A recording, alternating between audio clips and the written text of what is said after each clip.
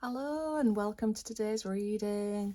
Come and join me in my cosy little corner, or maybe just take a moment to find your own cosy little corner wherever it is that you are right now. And whilst you're doing that, I'll just quickly go through how my messages come through to me. So they come through as a series of words, phrases, sometimes little scenarios played out in my head. And then what I do is I build on it and clarify using tarot. Okay, so now that you've found yourself somewhere to get settled in, just take a moment to really lean into your own intuition so that you can get a feel for whether or not this message is right for you in this very moment. And if not, that is absolutely fine. Just have a look through my other titles and see if anything else stands out to you. Okay, so we'll make a start. So the message that came through today was very much a visual and also auditory. So it was, you know, when you're at a fairground and there's one of those games where it's like targets along a moving thing and you've got to shoot them. I've never actually played one of these, but I've seen them before. And the images of trying to shoot at these targets and missing, but every time you miss, there's that really annoying laughing sound that you get on YouTube kids videos. I don't know if your kids watch, if you've got kids, watch Tosh on YouTube with those really annoying, like, giggling. Oh, so anyway, every time you're missing the mark, there's this annoying little laugh, and it's just like this feeling of getting more and more frustrated. And I'm getting less that this is about feeling like failing, but more about sort of almost shaming yourself or giving yourself a hard time that you feel like you're missing the mark in a certain area of your life. Okay, but when I've drawn the cards, the message here is a lot softer than that. Okay, so we got the Two of Cups, Strength, the Nine of Cups, and the Ace of Swords. Okay, so I'm going to start with the Two of Cups, and this is all about reconnecting back with yourself.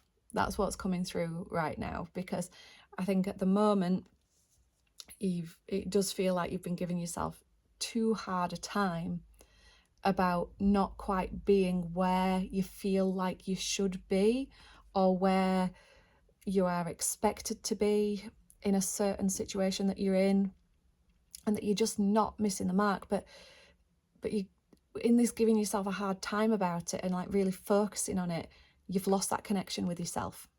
Okay, and through doing that, it's almost like you're losing connection with others as well. So I think what I'm trying to say with this is that look at the other areas in your life where actually whatever it is that you feel like you're missing out on is showing up in other ways in your life, if that makes sense. So say, for example, you are absolutely craving a romantic relationship and you're single at the moment. Just look at all of the other lovely connections that you've got in your life at the moment. You know, even if it's just connection with your cat or like for me, it's with my children. You know, look at where you have already got that thing rather than focusing on where it's missing. Okay, so that's the first thing. Connect back to yourself, connect back with anything else. Like really focus on the connections that you already have. And you know, if you're in a position where you don't feel like that's with anyone at the moment, really do focus on bringing that connection back to yourself. Okay, and start talking to yourself kindly again. Don't get worried about missing that mark of where you're thinking you should be.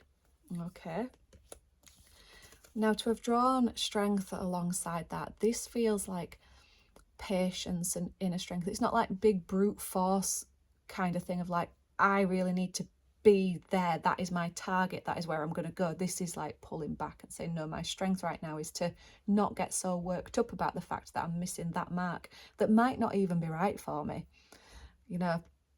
And I don't know why, but it's just coming to my head about like social media comparison. That's a big thing, you know. It's like, why am I not at that place that that person seems to be at in their life right now? I should be there too. Why am I not further ahead in my career? Why am I still single in my 30s? You know, why is everyone else's life so much better than mine? That's what it feels like. And this is like a call to just have the patience and the strength to see what you do have already, and to really be kind to yourself as well. Again, yeah, just being really kind. And the Nine of Cups, this is like, it's quiet contentment. Okay, so it's drawing back to what I've just been saying about reconnecting with yourself, looking at the good things that you already have.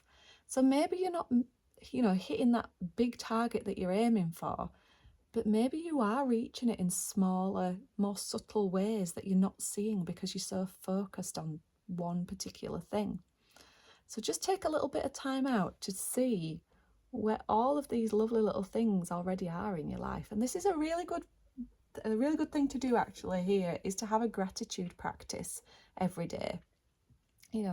I like to write it down in a journal just before I go to sleep, because then I go to sleep feeling nice about things that have happened in my life rather than feeling shit about the things that aren't happening in my life, And sometimes it's things as simple as, oh, I'm really grateful that I could hear the birds outside my window this morning. What a beautiful way to wake up.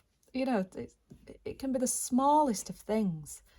So just taking that time out. You don't have to write it down. You could maybe voice note it, or just say it in prayer, perhaps. This is where prayer is so lovely, isn't it? It's giving thanks for the things that are in our life already.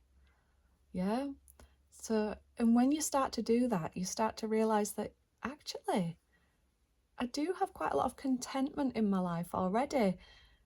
But you can only see that when you stop focusing on those other things that you feel like you're missing. Okay? And that's where this one comes in. So the Ace of Swords is just clarity.